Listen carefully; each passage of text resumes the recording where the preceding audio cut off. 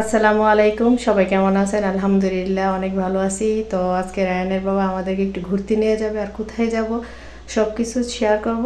তাহলে অবশ্যই ভিডিওটির পাশে থাকতে হবে, লাইক কমেন্ট শেয়ার করতে হবে। তাহলে চলুন যাওয়া যাক, আমরা কোথায় যাব।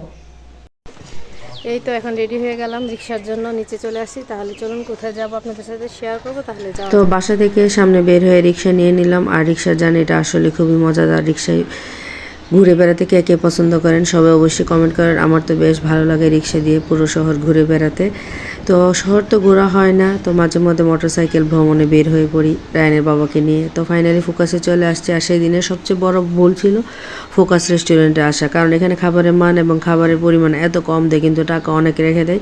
তো কিছু করার নেই, চলে আসছি। আর মেনু দেখে সিলেক্ট করতেছি কী খাবার অর্ডার দিব, কারণ এখানে খাবার অর্ডার দেওয়ার পর আরও 1 ঘন্টা অপেক্ষা করা লাগে। আসলে সেই দিনের দিনটাই ছিল খুবই বাজে অভিজ্ঞতা আর বাজে সময়। তো রায়নের বাবা চলে আসছে, তো তাকে দেখাইতেছি কী খাবার অর্ডার দিছি।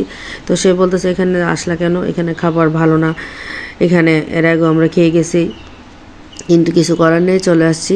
দুপুরের টাইম যেহেতু অন্যান্য রেস্টুরেন্টে ভিড় বেশি, তো ফাইনালি এই যে আমাদের খাবার চলে আসছে।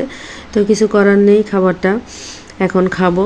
আর রায়নমণি আসে নাই, রায়নমণি যেহেতু অসুস্থ সে বাসায়, তো তার জন্য খেয়ে আমরা পার্সেল নিয়ে যাব।